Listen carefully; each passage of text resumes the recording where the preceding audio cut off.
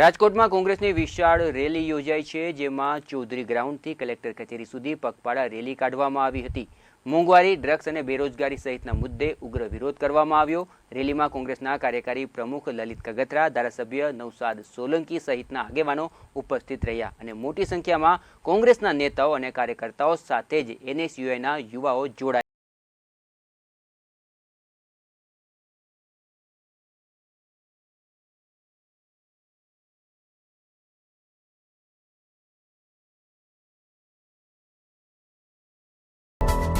Bharatiya Janata party बहुत हुई महंगाई की मार आना नामे शासन में आया था ने आज एज मोंघवारी लोकोने पीसी रही है। भारतीय जनता पार्टी जयरे शासन में आई थी एना करता तमाम चीजों डबल तबल भाव थई गयो छे। गैस नो बाटलो जे 400 रुपया था 1200 रुपया थई गया है। तेल नो डब्बो 3000 रुपया थई गयो छे।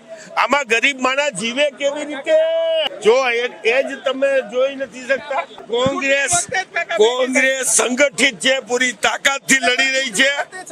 अरे चूंटणी वखते ज पटमा आववानुं होय यार, अने लोको पछी लई जा छे। अमे भारतीय जनता पार्टी सामे कांग्रेस कायम ने माटे लड़ती आवी छे। आ विचारसरणी ए फांसीवादी विचारसरणी सामे कांग्रेसे हर हमेशा માટે લડત આપી। જો વિધાનસભામાં આવતા 2 દિવસ 22-23 જ્યારે વિધાનસભા છે ત્યારે આ પ્રશ્ન 100% ઉઠાવશું। મેઇન સવાલ છે એ અત્યારે મોંઘવારીનો છે। મોંઘવારીથી નાના માણસોને જીવવું દોહલું બની ગયું છે। લોકો જીવે તો જીવે કેવી રીતે?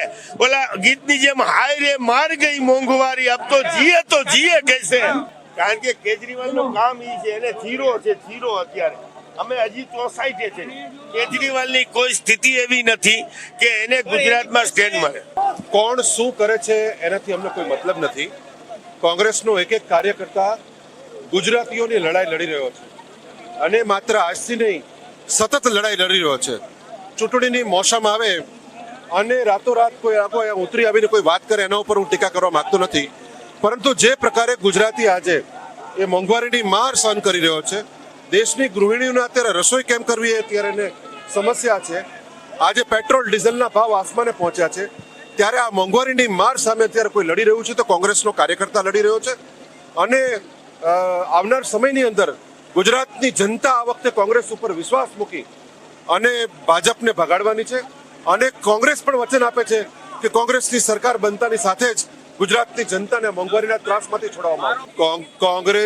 કોંગ્રેસે વિધાનસભાની અંદર જે પ્રશ્નો ઉઠાવે છે, ભારતીય જનતા પાર્ટીને ફરજ પડે છે એ પ્રમાણે એને કાર્યક્રમો આપવાની।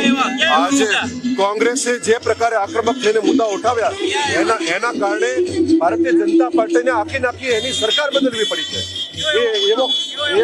આજે મોંઘવારીના પ્રશ્ને, ડ્રગ્સ કાંડના મુદ્દે, દારૂબંધીના મુદ્દે, લઠ્ઠાકાંડના મુદ્દે આજે એવા અનેક પ્રશ્ન માત્ર દેખાડા પૂરતી 2 દિવસનું વિધાનસભાનું સત્ર બોલાવવામાં આવી રહ્યું છે।